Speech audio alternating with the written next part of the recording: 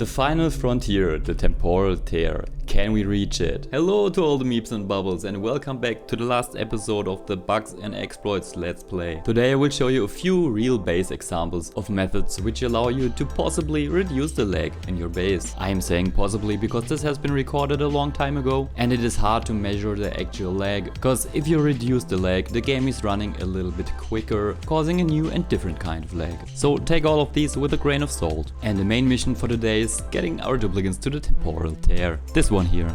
We ended last episode by building this lovely monument, but that hasn't been the only one that we have been building. Here on Aiden's Asteroid we made space for a patron appreciation monument, which after a quick ceramic delivery from Cooldista got finished in a decent amount of time. And after a bit of designing, we ended up with this here. Having built this beautiful monument and reaching 16 morale for at least a few cycles, we reached one of the final goals of the game. In case you didn't know, there are actually 3 different endings for the game, Qxygen not included. One being the aforementioned Home Sweet Home, where you do need to survive for 200 cycles, maintain a moral of at least 16, have at least 12 duplicates, and build a great monument, which you can see here in the background. The second goal being the Great Escape. You will need several established colonies for that, at least 5. At this point in time we do have 9 colonies, and we need to open the Temporal Tear and then breach it, meaning sending a rocket with some duplicates in it right into the Temporal Tear on the space map. And the third possible goal of the game being Cosmic Archaeology, which can be reached by studying 10 terrestrial artifacts and 10 space artifacts, which can be found on planets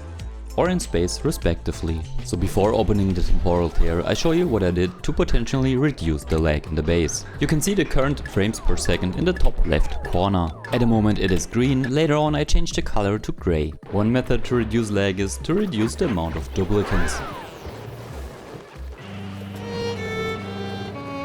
and the amount of critter that you have. The lag that they create mostly comes from 2 factors. First off, the pathfinding, and secondly, the decoy value of either the clothing they are wearing or the critter's decoy value that changes the surrounding decoy value ever so often. Even though I already optimized this so that a critter don't move around, which is also why I built the dupe prison in the first place. With all the immobile critter removed, we are only left with popping the mobs. I guess they were a cause for at least a little bit of a lag. Then I tried to reduce the amount of gas movement and temperature exchange between gas and solids, but I didn't get really far with that. Only on Wade's planet I made some progress, as you can see here. There are a lot more methods of reducing the lag in your base, and one of these days in the far future I will make a dedicated video on that, but most of them are not applicable to my current situation in all the bases. So we have to live with the result of this minor optimization attempt. With all of that aside and the game in a playable state, we need to get a few duplicates to Cooldista so we can open the Temporal Tear. This is the space map, here is Cooldista. Let us take a quick look. This is the planet and this here should be the Temporal Tear opener. So the most reasonable choice would be sending a few duplicates over from Ckecklist's place.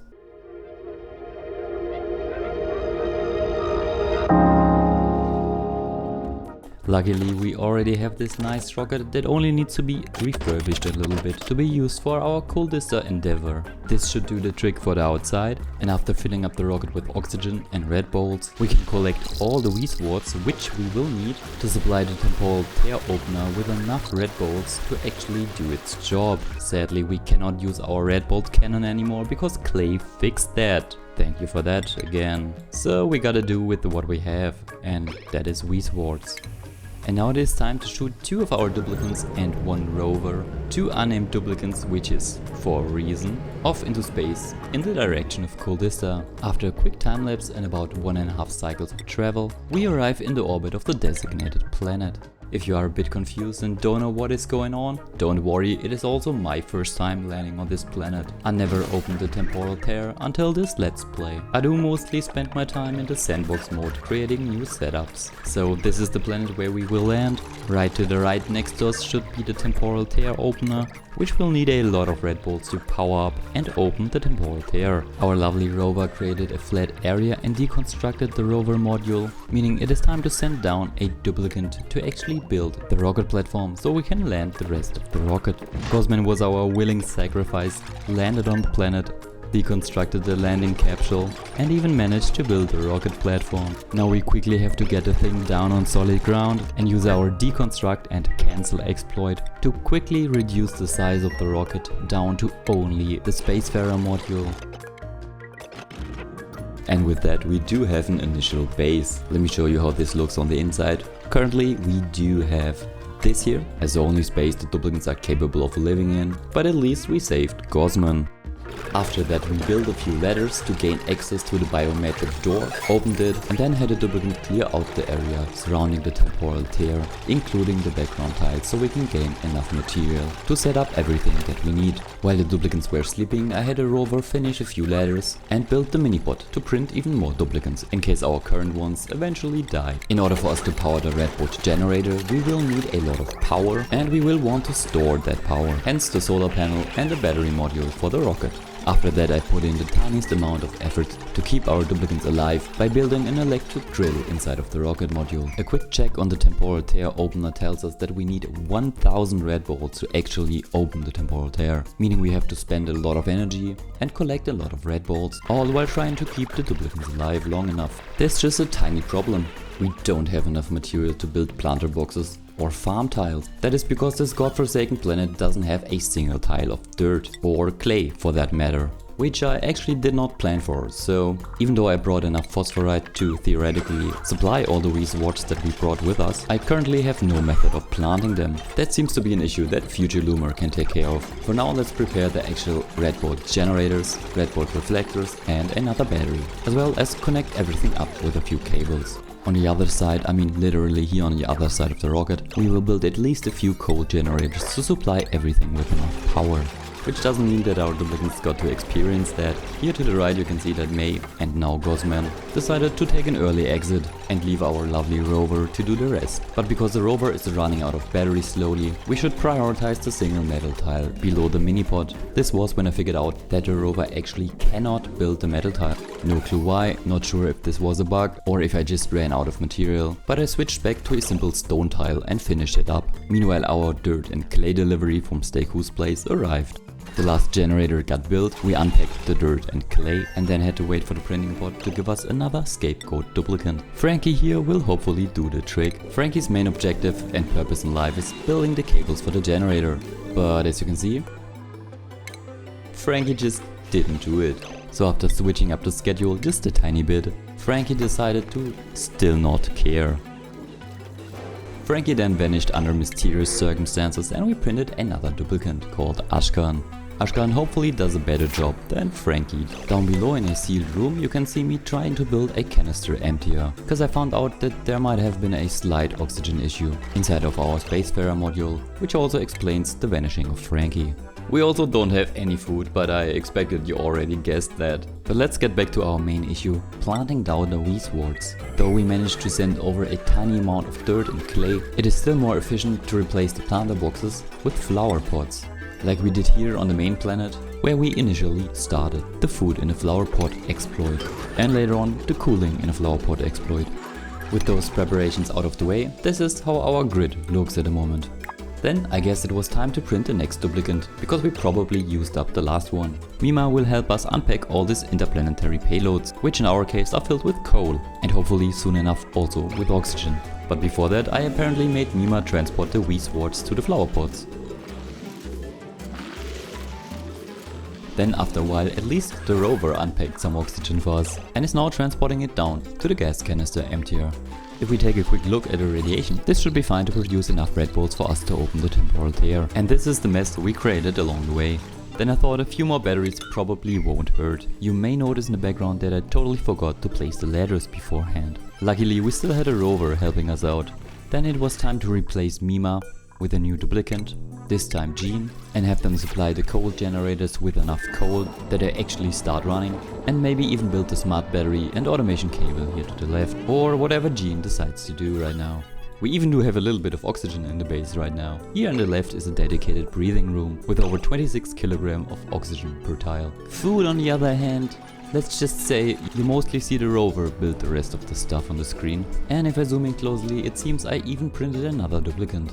Sometime and one more printed duplicant later, our lovely death planet looks like this. We still managed to keep the previous duplicant though. Not really sure how we managed to do that. Maybe the care packages I sent over helped a little bit. Besides that, let's see how far we have come until now. 0 out of 1000, because apparently the number runs backwards, filling up the building, meaning we probably need a lot more than 1000. Currently we sit at a solid 8%. It is probably time to take care of the food issue again. Because this planet is very cold and has seaweed all over the place, we can just use that to make some muffins, which can be a good food source for the duplicants that are still alive and are not radiated and peeing themselves. Devon here, for example, who managed to build a payload opening system all on their own. And then we had Ellie take over to finally use the electric grill to supply this frozen hellhole with at least a small batch of freshly baked muffins. And in addition to Ellie, we grabbed us Marie here, because someone's gotta supply the generators with enough coal. This time they're even allowed to sleep in the oxygenated part of the base. Now all we gotta do is just wait a very long time for this thing to do its job, slowly but steadily filling up the opener, while at the same time here and there picking up stuff from our generous mini-pod, lime for example. And meanwhile, while we waited, we got a constant stream of care packages that sometimes automatically got collected, opened, and the oxygen for example sent down to our lovely Ellie cooking the food. A while and a few pip eggs later, we are now at 97%, nice finally. You two just gotta chill for 3 more percent points. And then one gleeful day we finally reached the 100%, but it still isn't ready. Even after reaching the 100% mark, you still need to supply another 1000 Radbolts. You can see that I'm doing this the first time and it is super annoying. Clay, why did you have to fix our Radbolt cannon? This would have been so much faster. A million years later we actually managed to fill the building and now it is time to fire it up. After firing it up, the game warns you of an impending meteor shower, which we do not care about. Sick, I do think this looks seriously cool. After it is done, no more Radbolts are needed. And a few seconds later, the Armageddon will already have started.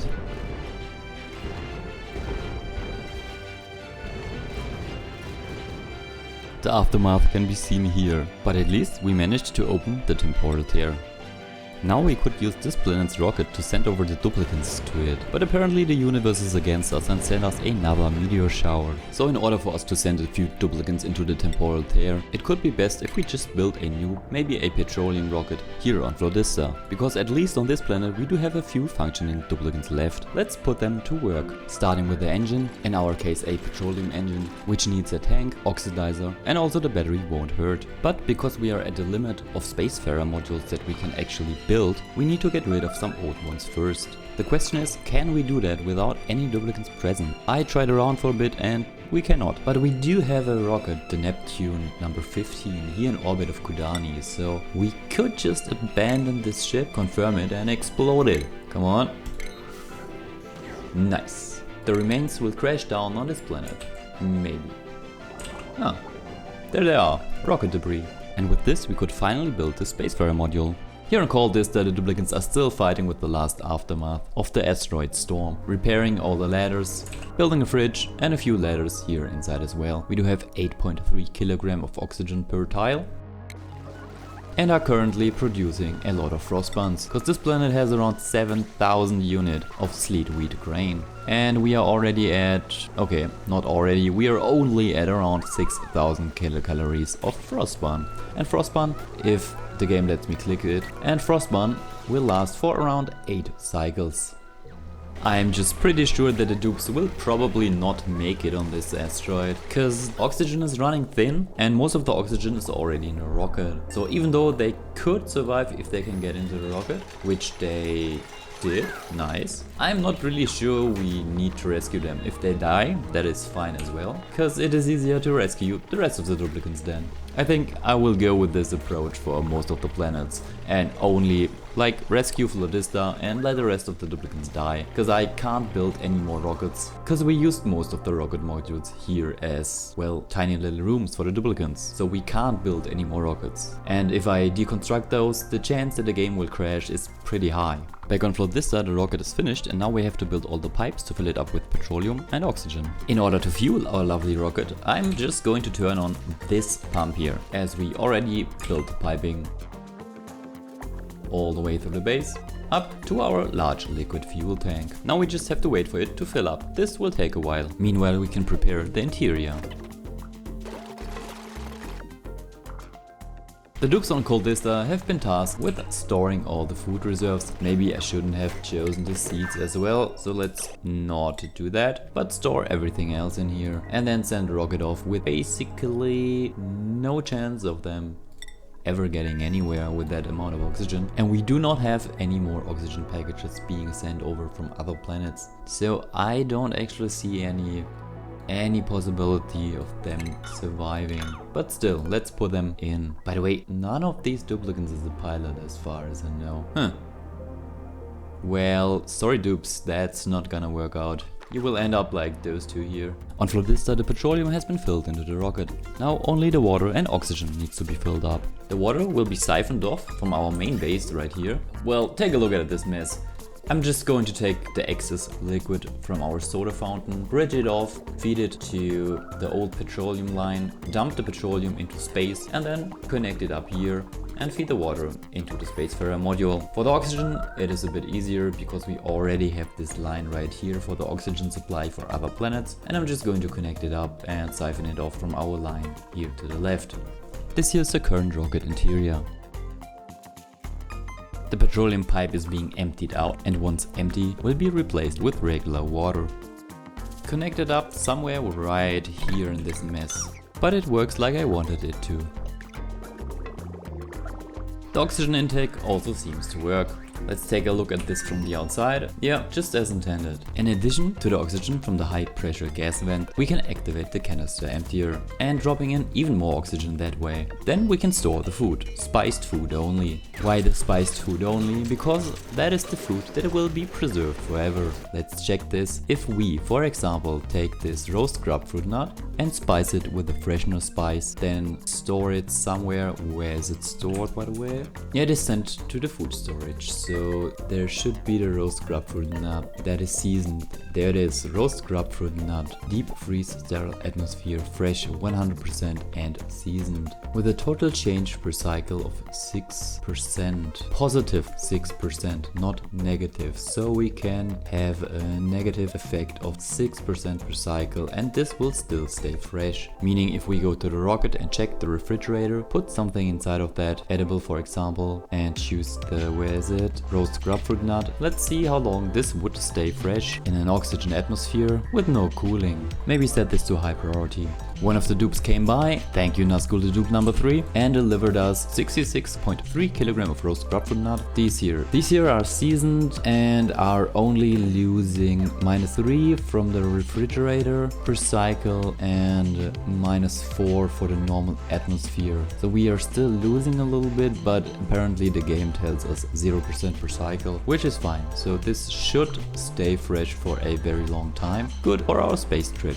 And if we power this thing, it should even stay fresh for longer. Now we can quickly hook it up to the power, fill it once, and that way we do not have to wait for our petroleum engine to fill the batteries while we are in travel. Our finished rocket only has a range of 10, as you can see by the remaining range here on the right. But if we count here, we would only reach this empty space tile if we are unlucky, because I'm not sure if this first or this last one counts or doesn't count. So it would be safer to send our rocket from Cooldista first to the left over Zapiol to Aiden's asteroid, land it there, deconstruct this rocket first, refuel it with our remaining petroleum, maybe a little bit of fertilizer that we produced here. Let's rebuild this.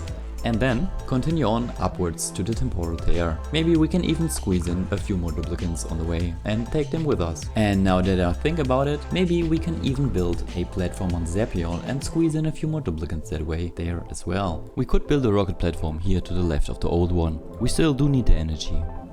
Oh, we don't even have the materials for this. We can deconstruct this one though. Boot to the rescue. Thank you, Boot. Now we do have enough material. There we go, nice. But until we finish this, I get rid of the rocket on Aiden's asteroid, so that we are able to land there as well. I do have absolutely no clue how and why, but Ellie and Marie are still alive here, which is kind of, I don't know. Look at the oxygen pockets, those are just a few grams, nothing more. This one here has been emptied out as well. Future Luma here. Apparently I just kept ignoring them. That is why you see the jump back to Cooldista. Our power is full, the oxidizer is full, the large liquid fuel tank is full. And if we check out the Spacefarer module on the inside, we can see that our food reserves are also filled. Can we see that? Yeah, right here. Which are unrefrigerated but still fresh, with a total change per cycle of -6%, which is not so good, +6 from the spices, -9 from unrefrigerated, and -4 from the normal atmosphere. Once this fills up with carbon dioxide to a certain level, this might get a little better, but let's not bet on that, because I'm removing the carbon dioxide once the carbon dioxide reaches both of these levels here at the same time, meaning we can only count on the refrigeration, which we can hook up right now. And with the refrigeration, let's see how long this would last. Go back to the same grapefruit nut. Now the change per cycle is 0%. This should stay fresh forever as long as we do have energy inside of this. And with this we can technically start the rocket and collect the duplicates from the other planets. Before we can send over our Cooldista duplicates though, we do need to skill scrub them. Just take a look at all the skill points that we gave them. How much of a morale boost they would need to actually not destroy everything inside of the rocket because they rage too much. Time for a bit of scrubbing. Why game? Devs, please fix this. As you can see here to the right, we do have the ability to choose of all of the diseased duplicates on this planet. Why would I need to skill scrub a diseased duplicate? Thanks, not helpful. So Andras, there you go. You'll be the first duplicate to be skill scrubbed. This will take about 4 cycles, 1 for each duplicate. See you then. The pop-ups of duplicates starving is just so super annoying that I have to, well, take care of the issue. It has been a few cycles now. Our 2 duplicates on Cooldista perished and all of the duplicates on Cooldista have been skill scrubbed, which leaves us with 4 perfectly fine duplicates that at least one of them has to be a pilot. Let's say Ferrokitten. They are faster. Ckecklist Dupe number 5. Both of them will get the helmet so we can differentiate them. And now could be the time to send them all into the rocket. The SS Calypso L. I didn't name the thing. We do have 20 kg of oxygen per tile, 4 beds and 4 mess tables. The rocket control station can now be set to crew, change the crew, all the duplicates that are still alive of course. And then we change destination. First to Zapiol, maybe to this tile here. And then we wait. Ckecklist Dupe number 3, coming for a poop. Where's the rest? No, don't go. Where are you going?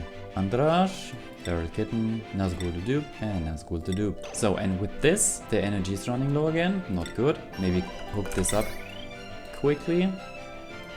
Set the beds, and when they're sleeping, we can just send them off into space. The lag is so bad, it's incredible. Yes! There's the rocket, nice. Let's check this out. Who's the pilot? Ferrokitten, that is the correct choice. Ferrokitten is the faster pilot. They have no power, which is ridiculous because the engine should give off enough power. And somehow it is overloading for no reason. Remember this? Yeah, that's the reason. By hooking up the main heavy watt wire that connects the base, I basically also made the rocket require a heavy watt wire while recharging. Should have put a transformer in front of the rocket. Deconstructed, reconstructed. Now we just gotta check out Zapiol and Aiden's asteroid. Zapiol has been prepared at least a little bit. This will probably melt.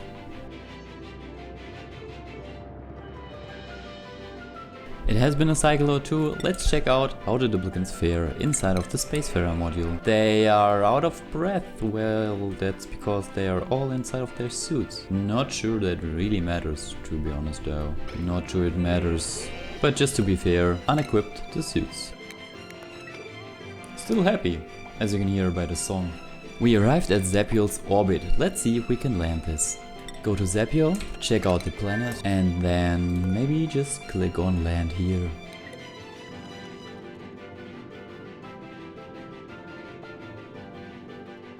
Besides melting way too much underneath the rocket platform, all of the duplicates arrived without any issues. Not sure why they did get out of the rocket though. Did not allow that. Go back to crew, back in, and now we can choose all the other duplicates that are on this planet and send them inside as well, if we desire to do so. Even you, Nazgul.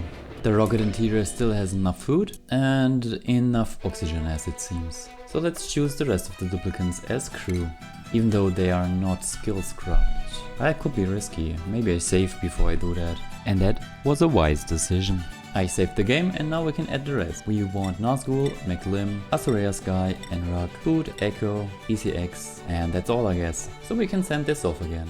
This time we will be sending it to Aiden's asteroid. I will check in with you in a cycle and see how the duplicates behave. Let's say behave inside of the rocket. You know what guys, we could make a quick stop at Wade's planet and collect the remaining duplicates. So now we could land, but we are not clear here with this landing pad. We need to deconstruct this and get rid of the rocket, which we can do because we do have duplicates now. So let's exchange this here for a critter cargo bay, for example. Build it, cancel the build, do this a few times. And now we just have to deconstruct this here, which is way quicker than deconstructing everything. And with this I think we can land here. We cannot, because the path is obstructed by this solar panel here as well. And now we can land. Oh, we cannot. Here I am, back again, a little bit in the past, and around 5-minute loading time for this freaking game. We can now check out if I have already set this to crew. I did not. Set all of the duplicates again, and then send this off again. This time maybe directly to here. Still nice to look at. This is an orbit and I can prepare this planet ahead of time this time. The game has been saved and hopefully it does not crash this time. This worked and the rocket is landing. Very nice. Really nice. And cooking the base as expected. We could also refuel the oxygen while we're here. Scalding, then just stay in the rocket. Seriously, go in and put the rest of the duplicates inside of the rocket as well. Potato Sun isn't interested in going up, why not? Because are all of the suits already taken? Maybe. Can you deliver some suits? Yes. And now please go inside. Maybe we do have some food here. We do. So we could store some of the food. Yes. Pickled meal fresh, stale, 1.1 million of fresh, deep frozen, spindly grub fruit. And the last duplicate, Potato Sun, finally leaving Wade's planet. Now they should be on their way into the rocket. And if they would have paid attention, they would have brought some food. Screw you, Potato Sun. I also tasked the duplicates to place in more storage options and oxygen canister emptiers. Then I sent them into space. And we finally arrived at Aiden's asteroid. We can quickly land the dupes after saving the game again. And then hope for the best. This time the duplicates are allowed to leave. Here on Aiden's asteroid the rocket will be refueled with oxygen. There's the oxygen and petroleum as well. So how's the oxygen level? Way too low. I could put a thin layer of petroleum here, put a high pressure gas vent down and just overpressure the whole thing, which I'm inclined to do so. I think I'm going to do that. A lot of time later I put down the high pressure valve here on the down left below the ladder inside of a thin layer of petroleum. I also added more canister emptiers. Then I gave the duplicates a little bit time off to chill out in the base and get their greedy little paws on everything edible, while at the same time sending already prepared food over from the other planetoids using our cross-border transport system. And while the duplicates are waiting for the rocket to be filled with more oxygen, this time I'm actually doing the math. I skill scrub all the duplicants that actually do not need any skills for piloting. I did make a few changes to the Spacefarer module. As you can see, I added 4 oxygen diffuser, we have around 900 kg of algae, and I added a liquid reservoir, which we will be filling with clean water, so we can supply this electrolyzer here with power. In case our oxygen isn't enough in here, we are only at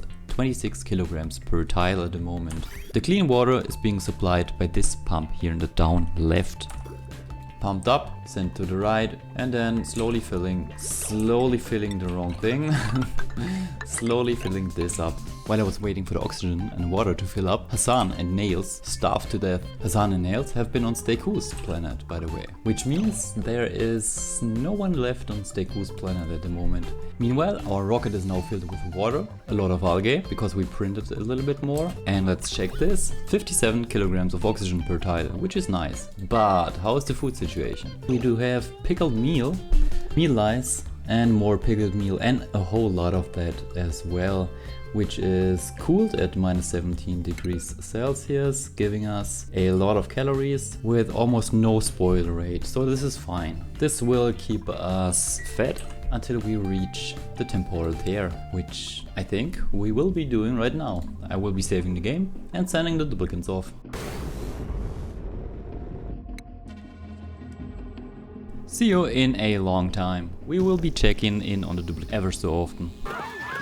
I also just deleted all schedules and gave the duplicant a lot of bath time, only free time, and a little bit of bed time. Not sure if our pilot actually needs to pilot in a work time slot or can do that anytime, but just to be sure. Considering the circumstances, the duplicants still seem fine to me. A little while later, all the duplicants are still alive, but now swim in their own puddle of pee. Besides that, our algae diffusers started running, and you can see me hooking up our electrolyzer here in the background, hopefully stocking up the oxygen in the rocket to the maximum pressure. A short time later, and not a minute too late, as you can see by our oxygen levels here in our improvised rocket, we finally traveled right on top of the Temporal Tear, which we can now click on and proceed to enter it. Maybe without wasting any more time, because it doesn't seem that we have a lot left. After clicking the button, you will see your rocket disappear and some mysterious debris appear right in front of you. After getting rid of the alert, video. The game will show you all the great deeds that you achieved on all of the planets. In our case, mostly desolate hellscapes, left behind colony ruins, toxic atmosphere environments, the darkness of my playstyle, our industry hub on Ckecklist gooey paradise, our nice but semi-functional colony with the lovely petroleum duper, Zapiol, our mealwood factory, and the death place of so many Nazguls. The only nice planet, they only show the ugly corner. David II's personal Moo planet, which I sadly cannot enjoy anymore. The angry tree planet, that I sadly didn't get to use in this let's play. The sweet magma planet and death place of the stable gun. Our icy cold Radbolt factory on Cooldista, with 2 surviving pips on it left. All of these led to us finally winning the game.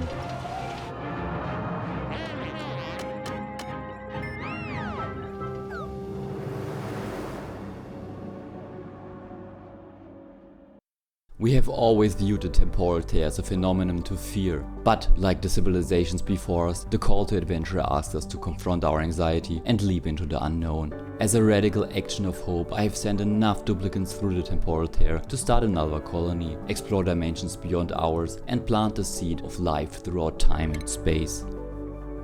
Well, except for Mclim. Mclim has been left behind. Sometimes they still call though, and with our lovely Kyle on their side, they can at least play games for all eternity. Thank you a lot to everyone who participated or made this let's play possible. To everyone that left a comment or a tip, I appreciate it a lot. I hope to see you here on the channel, or maybe the second channel in the future as well. If you don't want to miss that, remember to subscribe. Love you guys, and Luma out.